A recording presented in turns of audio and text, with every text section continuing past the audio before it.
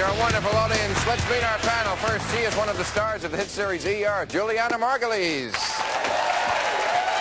Hello, Kitten. Thank you very much for coming by. Pleasure.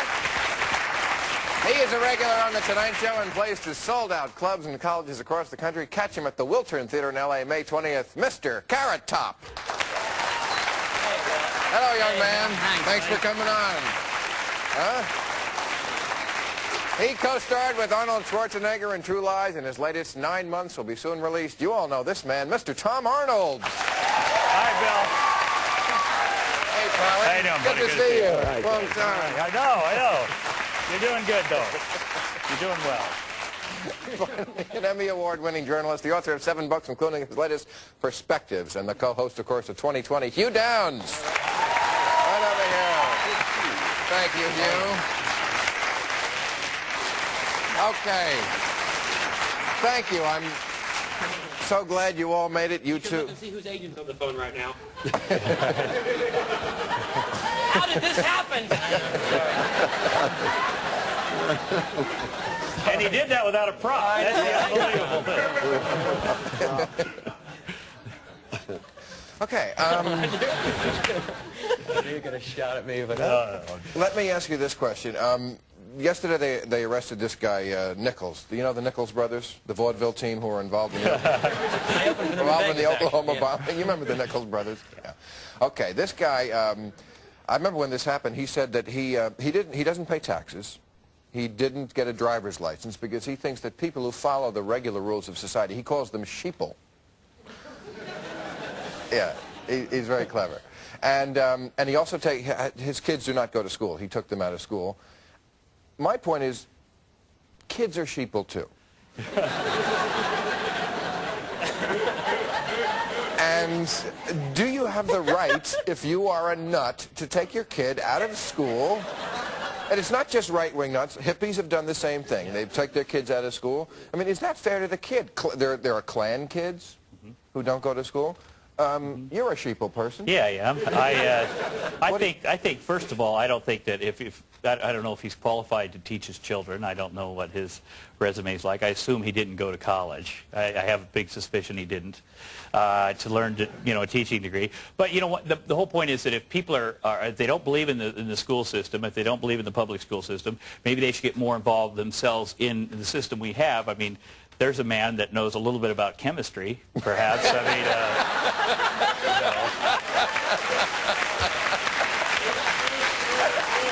I know, but the issue is, I mean, parents always say they have the right to do what they want with their kids. No, that's not true. You don't think that's true? Absolutely not. So you think nobody should be able to take kids out of school? Well, I think, first of all, that we all owe kids, everybody's kids, we all should look after them. People can't abuse their kids, and I think that that's a form of abuse. You do?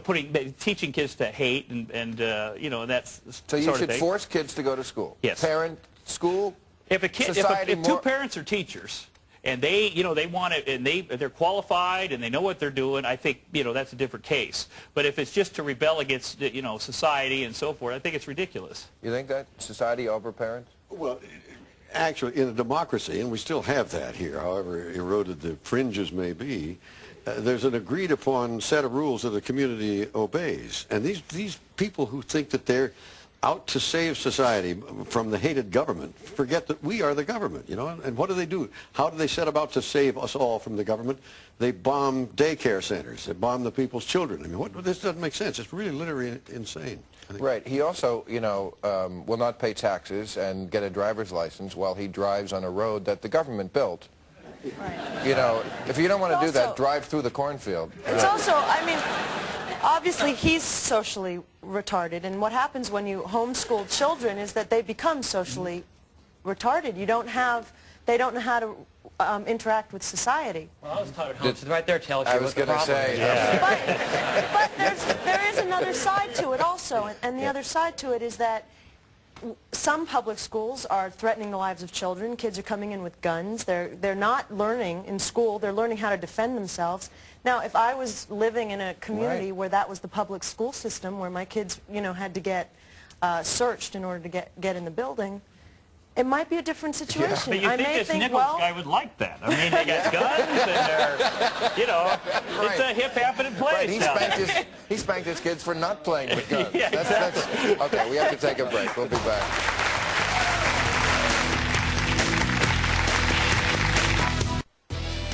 If you'd like to be a member of our studio audience, call 212-512-8959. Okay, we're back.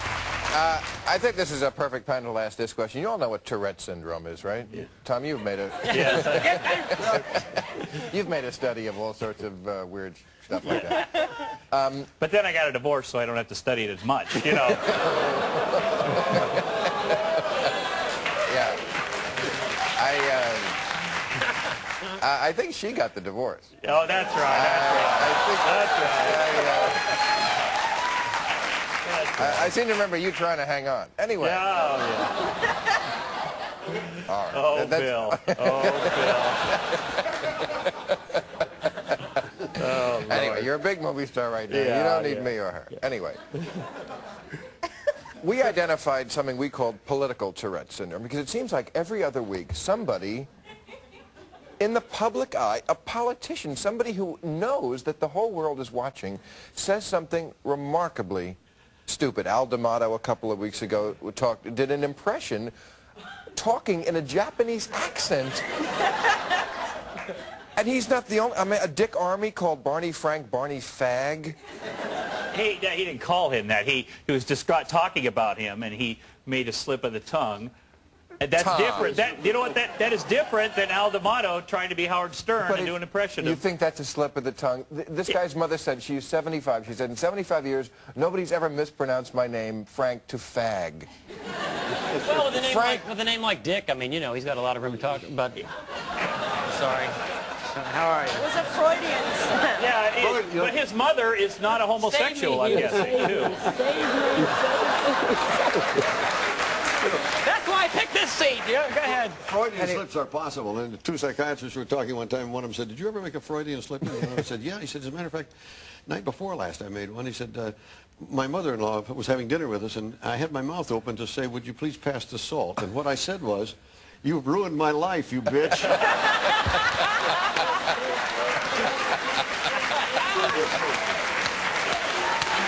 All right. Hugh Downs will be at Fudd Trucklers with Carrot Top in Cleveland through the 21st. Please tip your waitresses generously. But what do you ascribe that to? You follow it all the time. Why do these people who are in the public eye and know better suddenly say Hymietown or something incredibly Well, how about the stupid? Jesse Jackson when he said that President Reagan should bring bodyguards with him when he came to that town? Jesse Helms. Jesse Helms. Jesse Helms. Jesse Jackson, Jesse Helms is a Jesse somewhere in this Jesse country. Helms. That's why I sat next to Mr. Downs. I think part of it is better coverage. You know, in olden days, people would say something, a newspaper reporter would print it, and he'd say, I was misquoted. Well, now, if you say it, you say it. And people are kind of in this frenzy to express themselves in this era of competition. They blurt things, forgetting for the moment that they're on many, many media, you know, and they get caught. And you call that better coverage? I mean, let's say more coverage. Yeah, more coverage. And sometimes they blame it, you know, if there's no more last resort, they say drunk. Bob Packwood was like, you know, I groped women, but, you know, I was drunk at the time, and somehow that's better. You understand that, Bill. It's your excuse. What is... I'm not an AA like some people on the panel. I know. What do you mean? Hey, some of us get it, and some of us are still out there, buddy.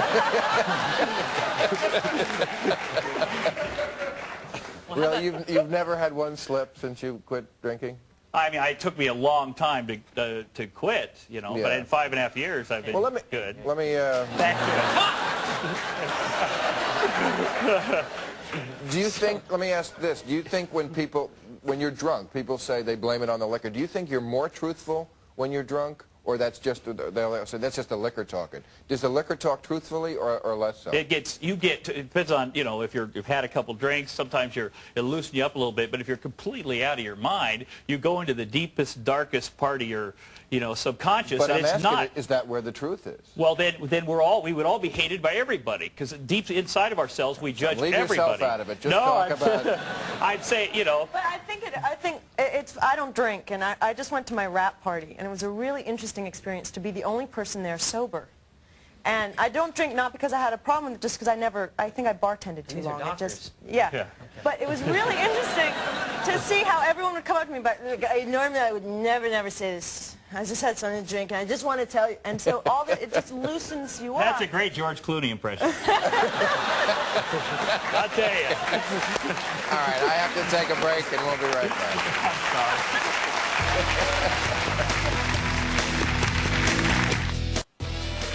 Got a problem with any of this? Well, write to us at 514 West 57th Street, New York, New York, 10019, or via email at p.i.@prodigy.com. Okay, we were talking about getting drunk, and we are during the break we got loaded. No, it's always been my contention that to be drunk all the time is a terrible thing. But I also think to be sober all the time is equally unnatural. I think... Well, it might be unnatural for you, but for a guy like me that is an alcoholic through and through, I have to be. Because otherwise it would be the other side. I would be drunk all the time. Now, a guy like you who knows moderation and gets a drunk driving every 5 or 10 years, you know, then that's okay.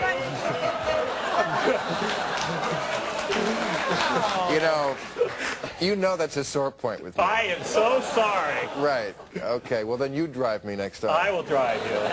But why are you getting drunk? Why is getting drunk now and then a natural thing?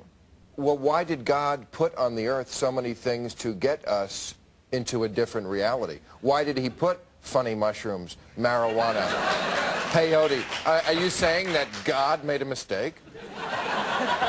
Well, hey, God, there's a lot of things you don't have to eat on this earth. I don't think you'd like to eat doesn't mean you're supposed to eat it because God made it, you know.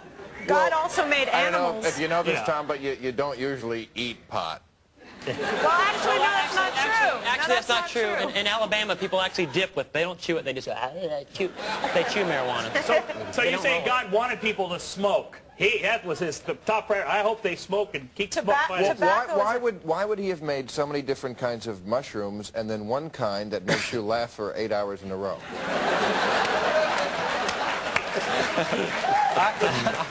Mr. Hugh Downs. Well, I'll tell you. He's packing right here. Yeah. And speaking of Downs, if people need to change their mood, I think it has to do with levels of maturity. A fully mature person doesn't have that need. I flew with you a guy never have a one time. drink when you get home from work? Oh, no, I do. I'm not a fully mature person.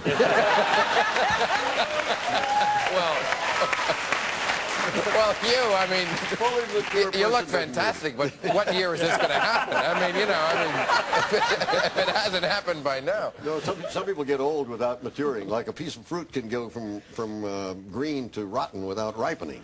And a lot of people have the misfortune to get old without maturing. But when I'm a mature person who becomes responsible for his own actions and is at peace with himself, doesn't really require a mood-altering drug, you know.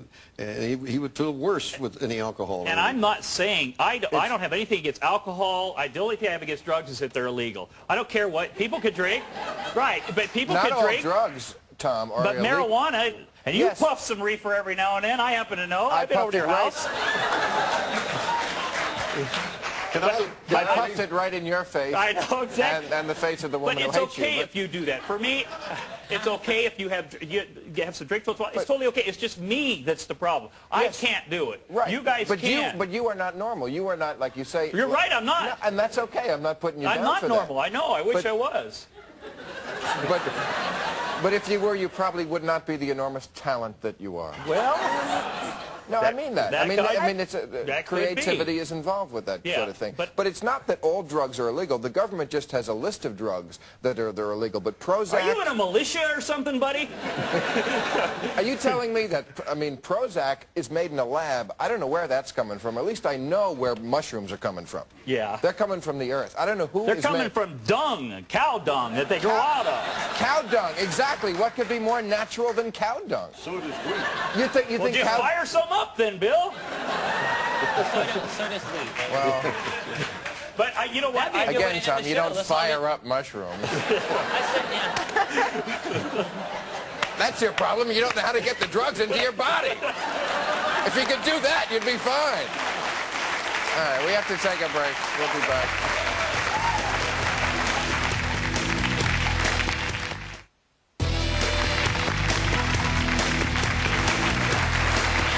Okay, we just have a little bit of time. You mentioned about fruit going from ripe to horrible. I wanted to ask this question because we have Carrot Top here, and Tom would be very good on this, is that in movies, they're always showing people at the height of passion, and they somehow involve food in their sexual activities. Can we have by acclamation, this is stupid, in real life, when you actually bring food into sex, it's not good. No, it's bad. I agree. It's no, just a I big... disagree. Oh, yes, well, go ahead. I've got something, I think it's a pear right here, actually, stuck in my... There's your prop right there for you, Tom. No, I don't know. I think it's kind of exciting to bring food into... In movies, it happens all the time. They have it in their mouth, and then they're kissing, and they stick stuff, oh, and my you're goodness. just a big gooey mess, aren't you? What do you think? I think it depends on what kind of food it is, you know? Yeah? Well, what kind of food would be acceptable during sex? Well, I mean, you know, cucumbers. Okay, all right.